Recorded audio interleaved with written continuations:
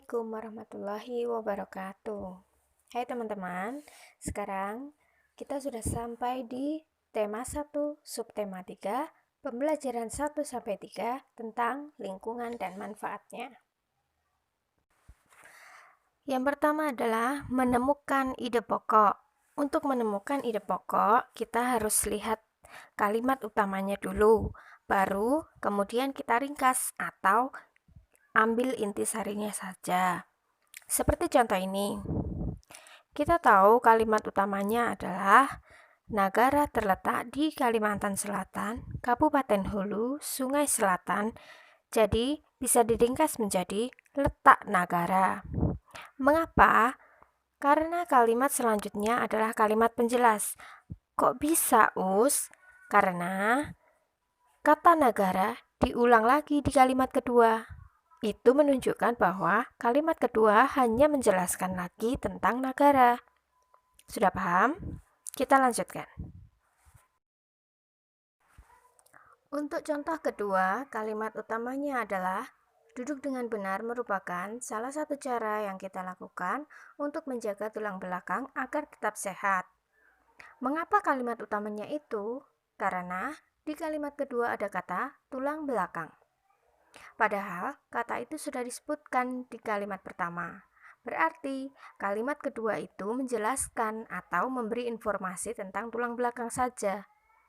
Nah, kalau sudah ketemu kalimat utamanya, maka ide pokoknya bisa kita ringkas menjadi duduk yang benar untuk menjaga tulang belakang tetap sehat. Paham ya? Kita lanjutkan. Menjaga kesehatan organ gerak. Kita harus menjaga organ gerak karena setiap hari kita menggunakan organ gerak untuk beraktivitas. Nah, perilaku yang dapat memelihara organ gerak antara lain 1. Duduk dengan tegak dan lurus, berdiri dengan posisi lurus dan bertumpu pada dua kaki, mengangkat beban sesuai kemampuan, berjemur di pagi hari, olahraga teratur, dan yang terakhir, makan makanan yang bergizi. Penyakit atau kelainan pada alat gerak. Kelainan disebabkan oleh beberapa faktor. Kelainan sejak lahir, infeksi, makanan, atau posisi tubuh yang salah tadi. Yang pertama, rakitis atau rickettsia, yaitu penyakit kaki anak berbentuk X atau O. Rakitis itu sejak lahir karena ibu hamil jatuh atau kekurangan vitamin D, fosfor, dan kalsium. Yang kedua adalah fraktura atau patah tulang dan fisura atau retak tulang. Fraktura ada dua, yaitu terbuka dan tertutup. Fraktura terbuka yaitu tulang patah menembus kulit, sedangkan fraktura tertutup yaitu tulang patah tidak menembus kulit. Yang ketiga adalah osteoporosis, yaitu kepadatan tulang menurun, tulang terasa nyeri dan mudah patah. Yang keempat adalah lordosis, yaitu tulang belakang melengkung ke depan. Yang kelima, kifosis, tulang belakang bengkok ke belakang atau biasanya terlihat membungkuk. Yang keenam adalah skoliosis, yaitu tulang belakang melengkung ke samping, bisa ke kiri ataupun ke kanan. Selanjutnya kita pelajari tentang komik. Cerita dalam komik disajikan dengan adegan berupa gambar yang disusun berurutan. Kata-kata dalam komik disajikan dalam balon-balon kata. Balon-balon tersebut dapat berupa narasi, percakapan, atau perasaan tokoh. Pengaruh kondisi geografis Indonesia. 1. Di bidang ekonomi.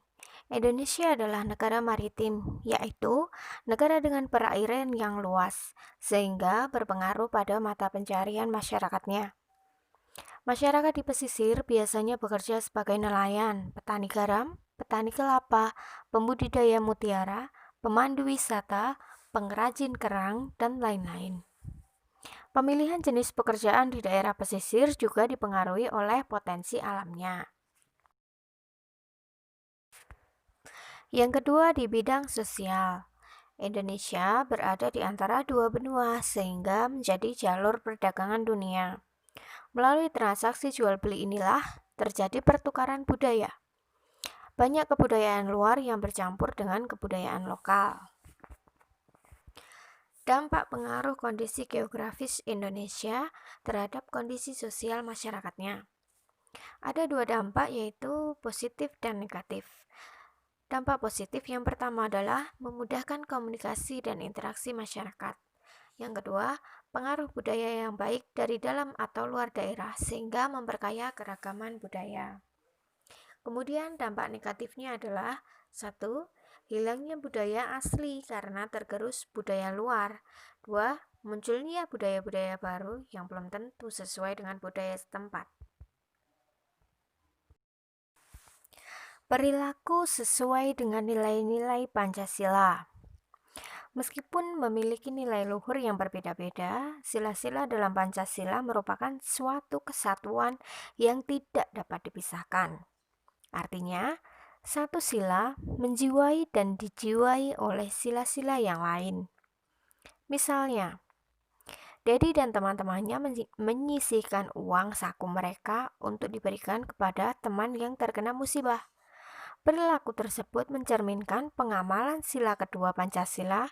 Perilaku tersebut juga untuk menjaga rasa persatuan dan kesatuan. Nah, seperti contoh yang tadi, ini ada contoh lagi perilakunya, yaitu Made menghormati Sony untuk beribadah ke masjid. Itu adalah penerapan sila ketuhanan yang Maha Esa dan persatuan Indonesia. Sekarang kalian bisa melanjutkan di contoh-contoh di bawahnya ya. Baik teman-teman, sekarang kalian sudah selesai mempelajari materi tema 1 subtema 3 pembelajaran 1 sampai 3. Agar lebih jelas dan paham, kalian baca lagi di buku kalian masing-masing ya. Sekian dari Usnova, Assalamualaikum warahmatullahi wabarakatuh.